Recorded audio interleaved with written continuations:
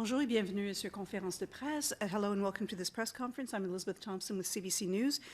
With us today, talking about the question of public money used for out-of-court settlements or settlements, we have Senator Marilou McPhedran from Manitoba. We have online Dr. Julie MacFarlane from Can't Buy My Silence, Kim Shore from Gymnasts for Change, Robin Browne is here in the room with 613819 Black Hub, and Joanne Stark, who moved to successfully a resolution of the Canadian Bar Association to end the misuse of NDAs.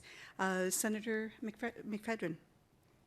Thank you very much, Elizabeth. It gives me great pleasure to be here today after more than 3 years in development in order to introduce, as I just have, in the Senate of Canada, a new bill, and the short title of the bill is Can't Buy Silence Act. I want to thank my team, advocates, legal counsel at the Senate, and a whole network of people coast to coast to coast who've communicated their concerns, their stories, their need for substantive change. My bill would change 2 federal laws, the Parliament of Canada Act and the Financial Administration Act. And it would have the effect of addressing non-disclosure agreements, or NDAs, that cover up wrongdoing caused by harassment and discrimination or violence by any entity funded by federal and therefore public funds. This bill follows the money, making it impossible to use federal monies for such NDAs on a go-forward basis. If it becomes law, this bill will require changes in Parliament, the House of Commons and the Senate, the Library of Parliament, and the Parliamentary Protective Services, as well as all other federally funded entities, including government departments, such as the Department of Justice, Crown corporations, such as the CBC, departmental corporations, such as federally funded granting agencies in the fields of health, the arts, education, and non-governmental organizations that have to report up through the respective ministers that provide funding through the Financial Administration Act because they receive federal funding, such as Hockey Canada. I'd like to now begin to recognize the people who are with us today, and to begin by asking Joanne Stark to speak, please. I'd like to thank the Senator for extending the invitation to me to attend today, and I'm pleased to be speaking today from the unceded and traditional territories of the Musqueam, Squamish, and Tsleil-Waututh Nations in Vancouver. Throughout my legal career, I've been a strong supporter of access to justice and making sure people have an opportunity to be heard. However, I've noticed that over the last couple of decades, the use of non-disclosure agreements was becoming very routine in many types of agreements.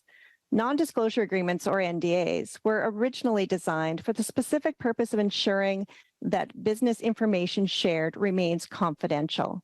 However, as a lawyer, I noticed that NDAs were being used not only to protect commercial trade secrets, but also to silence people who are bringing forward claims of harassment, abuse, or discrimination within organizations. Too often, these victims and whistleblowers are required to sign an NDA, and this might prevent them from speaking to family, friends, therapists, and coworkers to explain what has happened. In a sense, they're being re-victimized, and some find it difficult to get the help and support that they need to begin the healing process. The second part of the impact of these NDAs is that the perpetrator of harassment is essentially being protected. This means that the offensive activity often continues.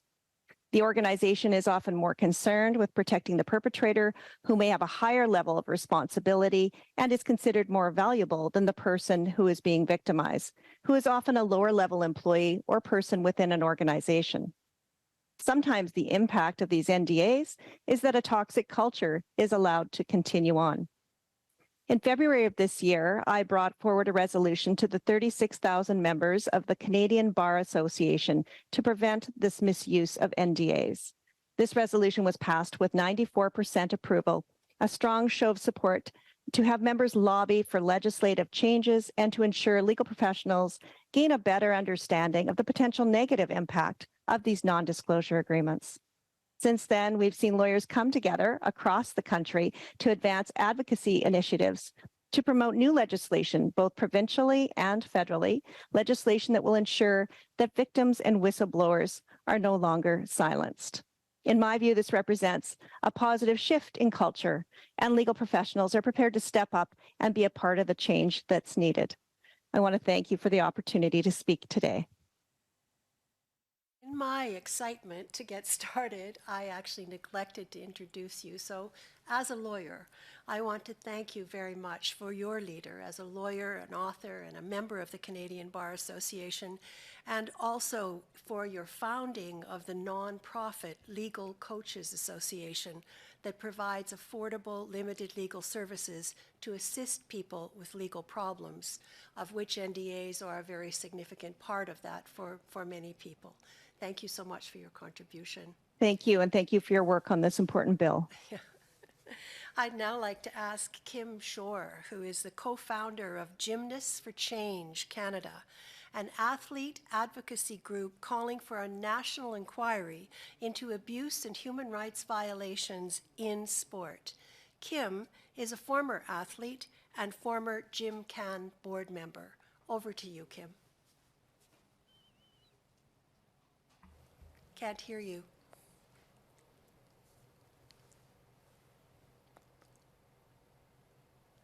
You have to unmute.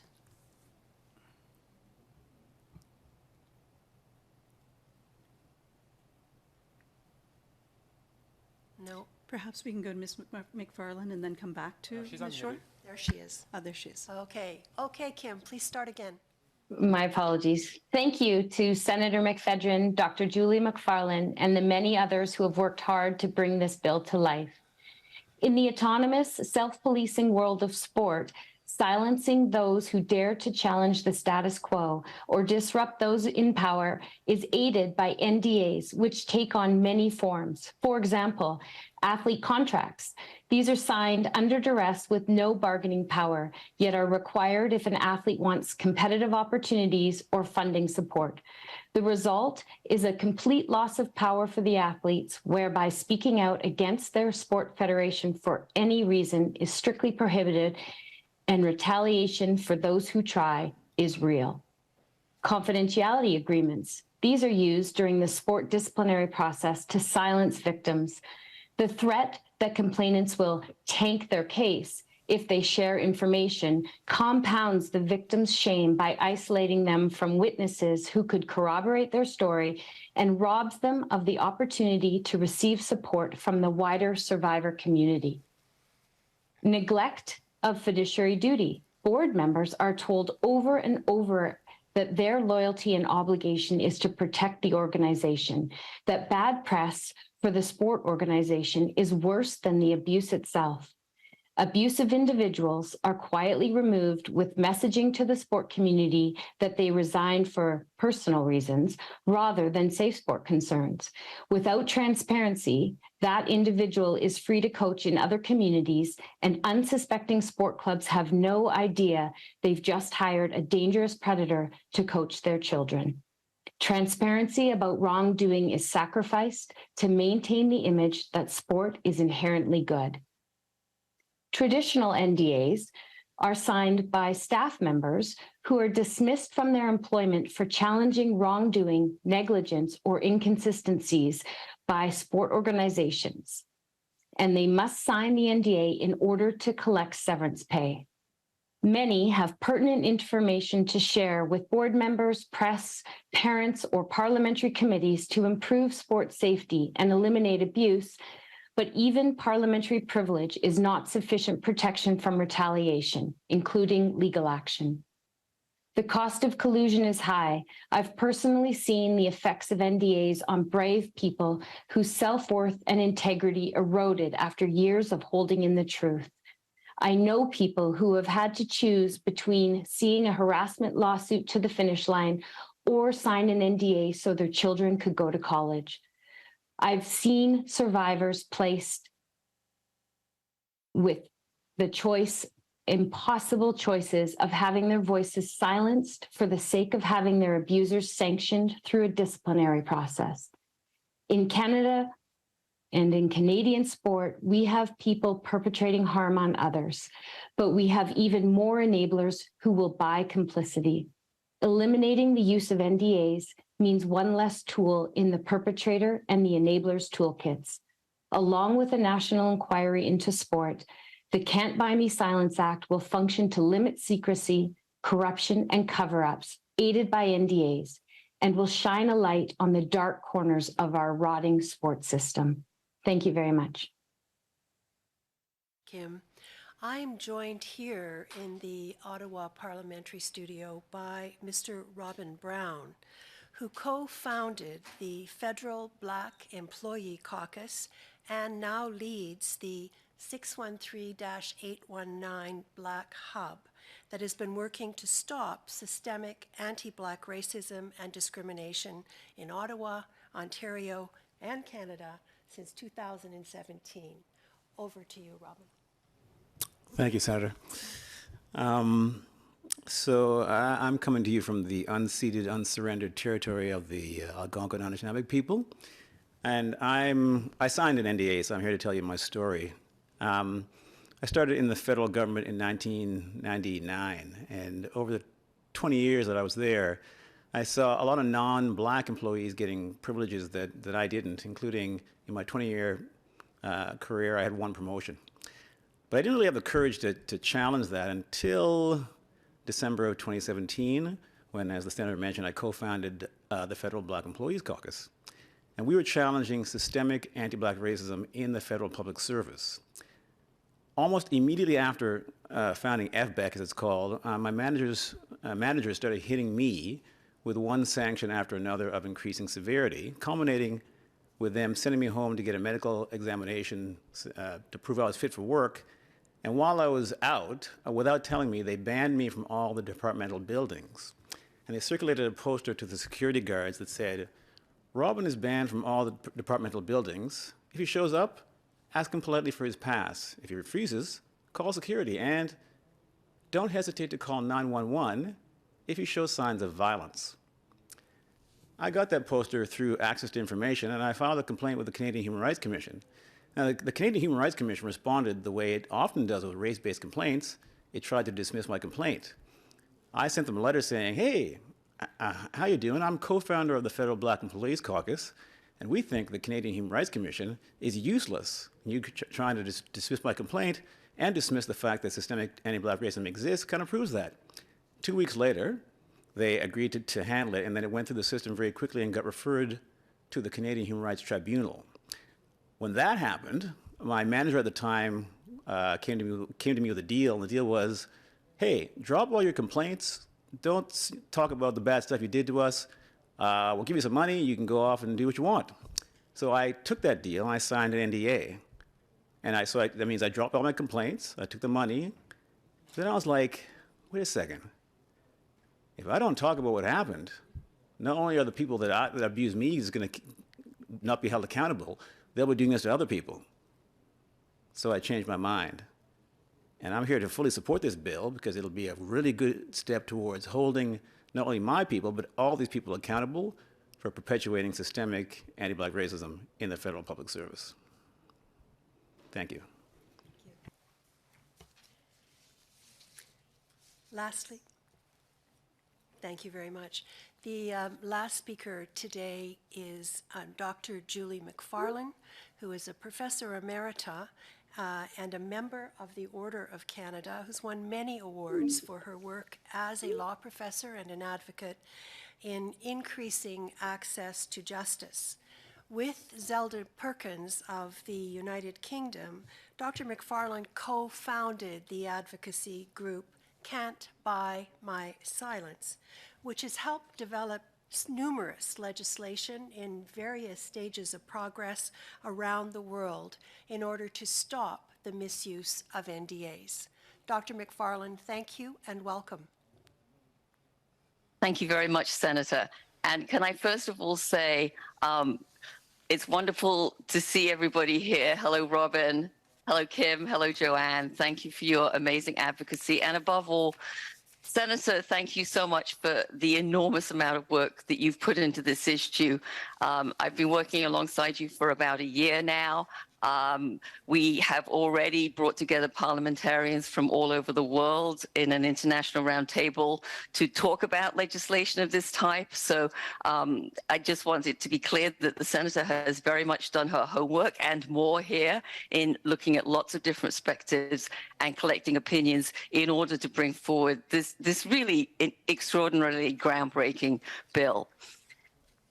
NDAs are an extraordinary example of the use of superior knowledge and resources to control already victimized and vulnerable people by silencing people who complain about misconduct, which the bill defines as harassment, violence, and discrimination. The status quo of racial and gender privilege is inevitably maintained. For our own government to use NDAs for this purpose is unacceptable. We're already seeing provincial governments across Canada, PEI, who has already passed legislation, Manitoba, BC, Nova Scotia, and shortly Ontario, who are bringing forward legislation to stop the use of NDAs in private workplaces. But today we're talking about federal employees, people like Robert, and federally funded organizations like Gymnasts for Change and everything in between, everything that is supported by the public purse. And I think that has a symbolism that is far more than a matter of just numbers of victims protected. Passing this bill would be a signal that our government acknowledges that the practice of coercive, indefinite, silencing NDAs in settling human rights and other misconduct complaints has to stop. And let me say on a personal note that I am very often very proud of my adopted country. And I hope that my government will make me even prouder by stepping up and accepting that this change needs to be made. For those who've signed NDAs with the federal government or with a federally funded organization, the passing of this bill will bring your nightmare to an end. Kim has described some of the impacts on people. Zelda and I have talked with and corresponded with hundreds of people in the last 18 months. And we know the heartbreak of the isolation and the silencing that NDAs bring. If this bill is passed, no public money can be used to enforce an NDA that somebody has already signed with the federal government, somebody like Robin, which was probably without full understanding and likely from all of the data that we have with coercion in any case. For anyone who is now presented, once the bill is enacted, which I am very hopeful it's going to be, with a take it or leave it NDA in the future, without clear legal advice that you can protect your own privacy in a one-sided confidentiality clause without promising to protect the perpetrators in return.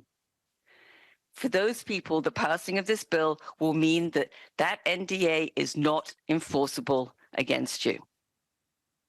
I have found in all the countries I've worked in so far on this issue, including the United Kingdom and Australia, Canada, and the US, that there is a central misconception here, which this bill will make clear. NDAs are not something that are done to protect a victim because it's the only way they can get privacy. They are done to protect the other side with the agreement of the victim. And if we start giving people proper information about the fact that they don't have to promise to protect the other side in exchange for their own privacy, that they can be protected, and they can also, by this bill, be protected from coercion and moving forward without proper legal understanding, then that will be the most important step forward we have in eliminating this particular tool or fashion, whatever you want to call it, from the arsenal of settlement negotiations. It will mean that victims are respected and protected, and instead of chilling the climate for those people who might be thinking about speaking up about misconduct and are afraid that they too will be asked to sign an NDA, Those people can be confident now that an NDA will not be forced on you. I really hope that our government will do the right thing here and take the correct, not party political, but simply moral stance on stopping the use of exploitative and unfair NDAs. Thank you. Dr. MacFarlane. Thank you. Now it's time for questions. C'est le temps des questions. If anyone has a question, please raise your hand. Ashley Burke, CBC. Senator McPhedran, does this bill, if it was passed, mean that all national sport organizations that receive federal funding, like Hockey Canada, would, moving forward, have to declare publicly on an annual record of some sort, if they've used any NDAs, how much they paid for it? And as well, if they don't, is there any sort of penalty in place? The penalty question is very interesting. Thank you for the whole question, Ashley. The short answer to your question is yes, in terms of the requirement to report, because in this act, the onus is placed on the minister of the department of the federal government that's providing any kind of funding to those non-governmental organizations. And of course, yes, it includes sports, but it's not limited to sport.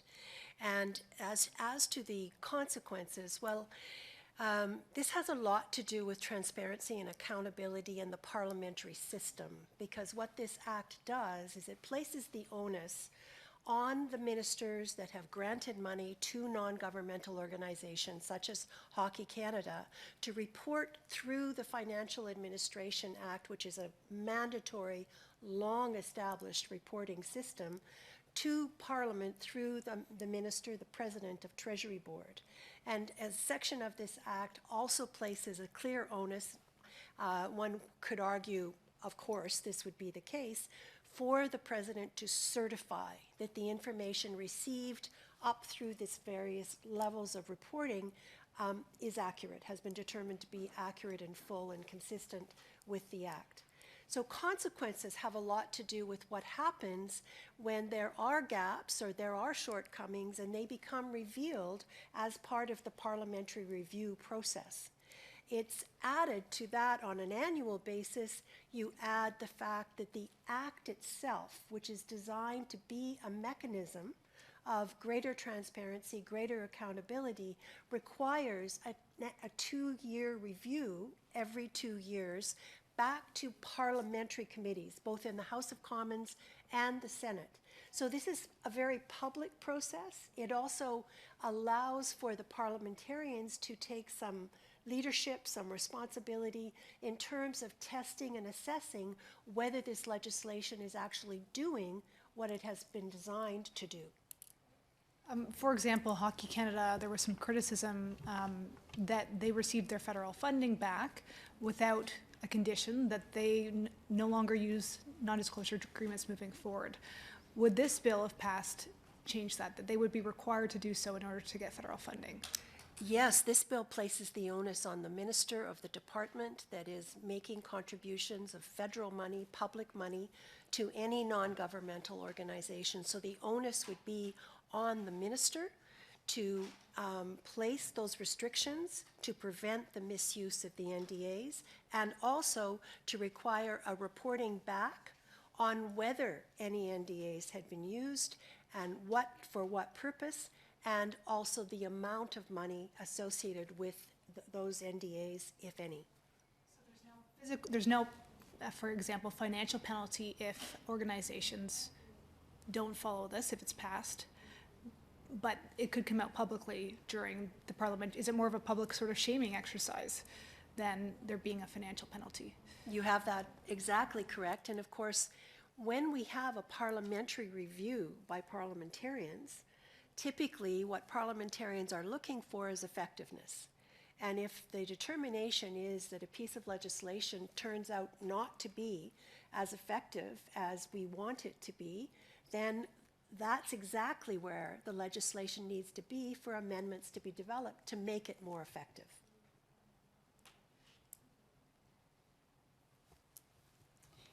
Can I throw in a question as a journalist rather than a moderator? Because this is sort of intriguing. If you look at something like public accounts, every year. You see lots of out-of-court settlements on the part of the federal government where they're cutting a check, and it's often accompanied by an NDA.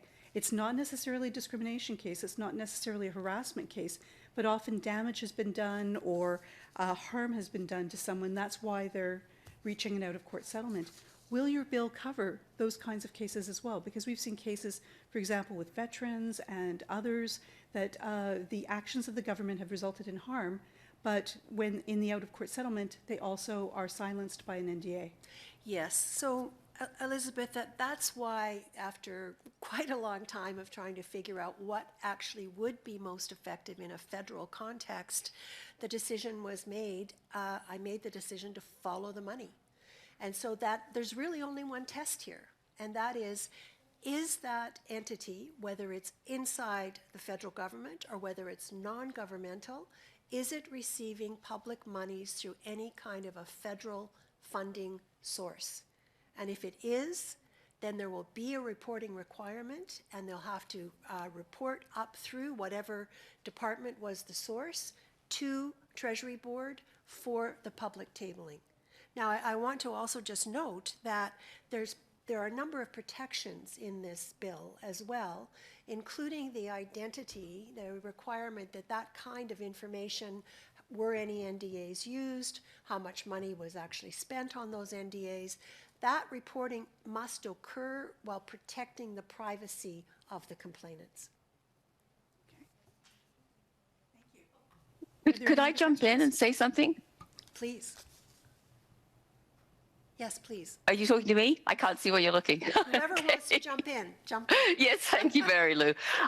Just a couple of things I want to just add on to what Marilou said. First of all, NDAs are this phenomenon that is about burying what has happened. They are the opposite, whatever that might be, to transparency. And I think that the senator has done a remarkable job in this bill in trying to effectively make transparent something that is not just previously not been transparent, but was intentionally not transparent in the form of an NDA. And that takes an awful lot of peeling the onion. There's been a lot of work done on this. I think that the other part of change that will inevitably happen, though, if this bill is passed, is that there will be a growing cultural recognition, just like the one that Joanne spearheaded with the legal profession, with the Canadian Bar Association, that these kinds of NDAs to cover up bad things are just not what they were ever supposed to be. They were supposed to be to protect trade secrets, not to cover up misconduct. Now we have every kind of misconduct and bad thing being treated as if it's a trade secret. If they change that culture, if this bill can change that culture, we're just not going to see NDAs being used in the same ways anymore, because the steps that are going to be necessary because of the protections and the requirements that Marilou has put into this bill for anybody who seeks to use an NDA with public money will make it simply not worth their while. It has been a fashion. It's been a fashion that, again, these are secret settlements, so it's impossible to know right now, but probably has been around, as Joanne said, for about 15 years. It's been getting worse and worse, and now we're going to stop it. And I think that the unpacking of all the different ways in which this information has been kept secret in the past is absolutely critical, and that's what this bill does. What happened, sorry, Mr. Browne, what happened when you decided to speak out and essentially break your NDA by talking about your case? Was there any sort of penalty? Was there any sort of litigation over that? What was the outcome? No, there hasn't been. Yeah, and that was, I think I first started speaking out about a year and a half ago. And Ms. Stark. And I have to say, Robin's experience is similar to a lot of people. We have found in the last 18 months many people who have broken their NDAs and then they've waited for something to happen. But because of the changing culture, which this is such an important part of this bill, because of that changing culture, it looks really bad for brand now to go after somebody. Well, we want to make sure it's not just bad for brand, but it's not possible with public money. And I have another question for Ms. Stark. I have spoken to other lawyers while covering stories about NDAs, and in particular, one lawyer had said that they felt if there weren't NDAs, like they've said paying for someone's silence, that if there weren't NDAs, it could actually hurt victims because from their perspective, those victims wouldn't receive any money. They wouldn't receive a settlement. And they said that was problematic. I don't know if you've heard any resistance like that and your conversations in the legal community and what you would say to that argument. Thank you for the question. Yes, I mean, obviously, part of this whole process is an open discussion with the legal professionals about any concerns that they have. And what we've found so far is that, you know, the amount of settlements have not been reduced in any way or changed in any way when you're protecting the right parties in an NDA. And it doesn't mean you can't use any type of NDA. Sometimes NDAs are important to, you know, if you're releasing an employee and you don't want them to share information or trade secrets about an organization, then that's fine. Or if you don't want a settlement amount or severance payment amount release, and there's nothing wrong with that. It's more about making sure that legal professionals are aware of exactly what the implications are of that NDA in that agreement and whether or not there's a different way to structure an agreement so that it is providing the protection needed, but not protecting those that were committing any wrongdoing or any misconduct. So again, part of that whole education process and part of the things that the Canadian Bar Association agreed to in my resolution was to ensure that there would be that open awareness and education and transparency. So we're not using NDAs and having that negative impact on people who are feeling re-victimized. And I just have one more question for Ms. Shore. We do have one person potentially online, so let's, does anyone online on Zoom would like to ask a question? Going once, going twice, over to Ashley again. Ms. Shore, in the world of gymnastics, I know you're tapped into the community. Have you heard of cases, what kind of cases have you heard of where NDAs have been used in that community?